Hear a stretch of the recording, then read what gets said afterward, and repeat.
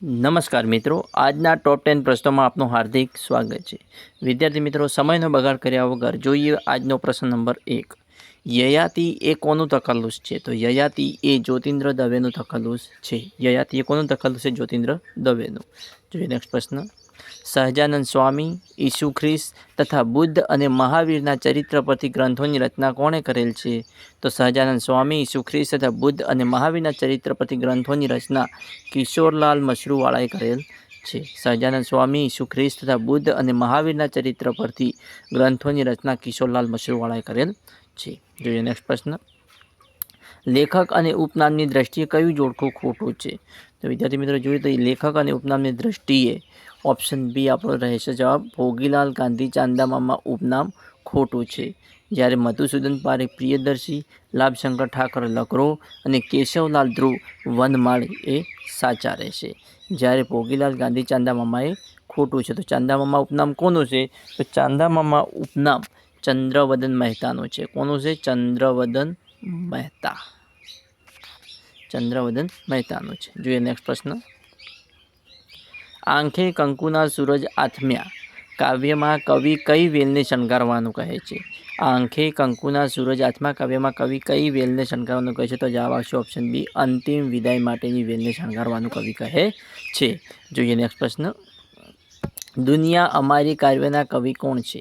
દુનિયા અમારી કાવ્યના કવિ કોણ છે? તો દુનિયા અમારી કાવ્યના કવિ છે ભાનુપ્રસાદ પંડ્યા। કોણ છે? ભાનુપ્રસાદ પંડ્યા। જોઈએ નેક્સ્ટ પ્રશ્ન।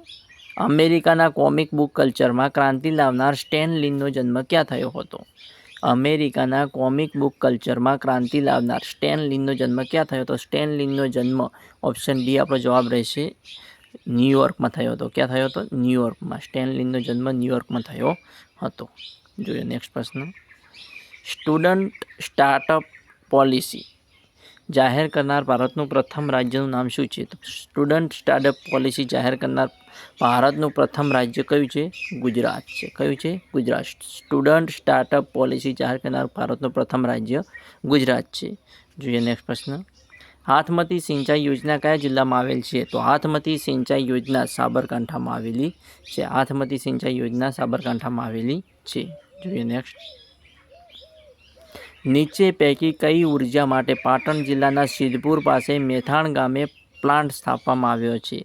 તો વિદ્યાર્થી મિત્રો જોઈએ તો પાટણ જિલ્લાના સિદ્ધપુર તાલુકાના મેથાણ ગામે બાયોગેસ પ્લાન્ટ સ્થાપવામાં આવ્યો છે। કયો પ્લાન્ટ સ્થાપવામાં આવ્યો છે? બાયોગેસ પ્લાન્ટ સ્થાપવામાં આવ્યો છે પાટણ જિલ્લાના સિદ્ધપુર તાલુકાના મેથાણ ગામે।